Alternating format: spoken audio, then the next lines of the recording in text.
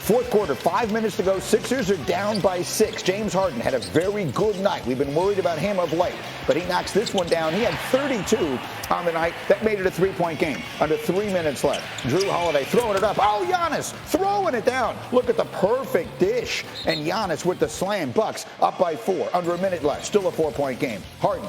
Embiid, for 3. He had 29 points, 14 rebounds. It's a 1-point game. 23 seconds left, same score. Embiid, the spin, watch inside, no good.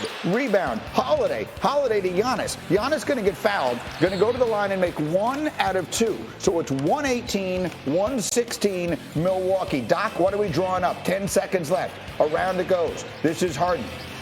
Up and no good. Embiid, oh, look at the block. Take a look at Giannis come flying out of nowhere. They initially call it goaltending. They go back and look at it again and correctly rule that he makes the perfect defensive play to go with his 40 points, 14 rebounds, and 6 assists. Monster night for Giannis Antetokounmpo, and Milwaukee wins it 118-116. What a game. And where does that leave us in the Eastern Conference standings? Well, the Bucks move back up to second now. As you see, they are just a half a game behind Miami.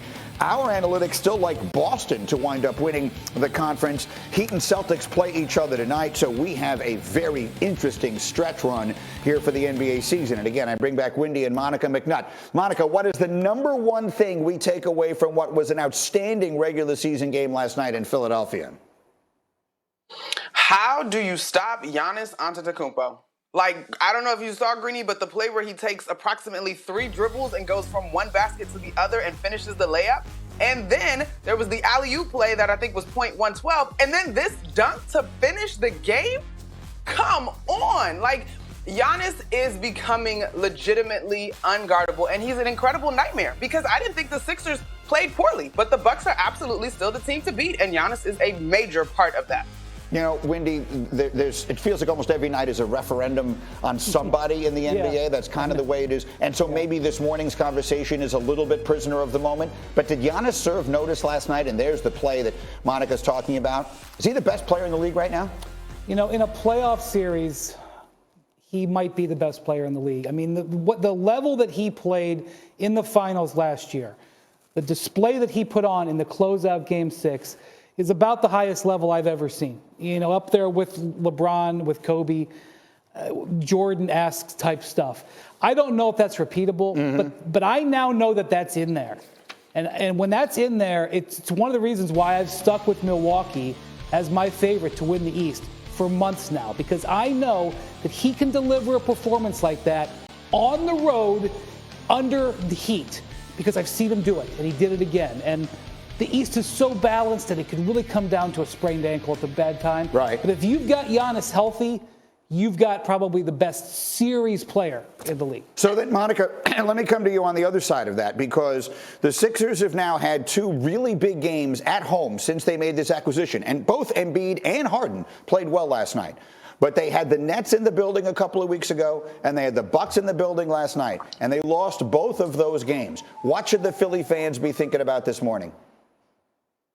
I think Philly fans should be nervous. There's a ton of talent, but there are 2 big question marks when I look at this roster. One is the postseason record of James Harden. And 2, honestly, I'm looking at Doc Rivers, who has had some questionable moments in postseason play. In particular, last night, Greeny, and I know this wasn't a playoff game, but check out these stats. Giannis scored 19 points in 9 minutes when Joel Embiid was not on the floor. I'm watching the game like, oh, y'all about to let the Bucks run away like this? And even when Joe was on the floor, he had 21 points in 28 minutes, but at least there's some resistance there. And so there are still serious question marks around the Sixers squad. In fact, if it shakes up where they face the Nets in their first round matchup, I would take the Nets. How would you, I mean, the Nets, you got the Bucks who go in there and beat them last night. Boston has been red hot. Miami is Miami. How do you, if you're Philly, you're championship or bust, how are you feeling? They keep blowing leads. You know, really good teams don't blow leads. And, you know, some of it is on Doc Rivers. And, in fact, Joel Embiid, I don't want to say the word dig, but he twisted Doc Rivers a little bit last night when he said, next time we play the Bucks, I should be on the court while Giannis is on the court. Because he came out of the game and Giannis was out there. He and Harden were on the bench and they went on this big run. When you look at a team consistently blow late game leads with these 2 types of players, it starts to make you really worried, because when you look at their path, where they might have to beat Boston and maybe Brooklyn and maybe Milwaukee, you start to wonder, how are they going to get 12 wins if they're this susceptible to holding on to leads? Yeah, the disaster scenario for them is losing to Brooklyn, right? I mean, there's no good scenario for them that doesn't result in the NBA Finals, but the worst case scenario I'm going to make is it losing to very Brooklyn. simple. If you were to give the teams at the back of the East playoffs truth serum, who do you want? They would say, I don't want Milwaukee. I don't want Boston. I think we can beat Philly. That's what they say. I think that's right. We will see. Monica, stay close. We have much more basketball to get to, and we have good games for you coming up tonight on ESPN and the app. Two of the best in the East. I mentioned this game, Heat and the Celtics. It's a huge one tonight, and then it's followed by two of the best in the West, the Suns and the Warriors. So a great doubleheader tonight of NBA action. It begins with NBA Countdown 7 Eastern here on ESPN. All right, back to the NFL, where the Patriots have gone 0 for 3 in advancing in the playoffs over the last 3 years. That is since the departure of Tom Brady. At the NFL's owners' meetings, Robert Kraft talked about that slide and his expectation as to when he thinks it should end. I'm a Patriot fan, big time, first. And more than anything, it bothers me that we haven't been able to win a playoff game in the last 3 years. I expect it to happen as soon as this year.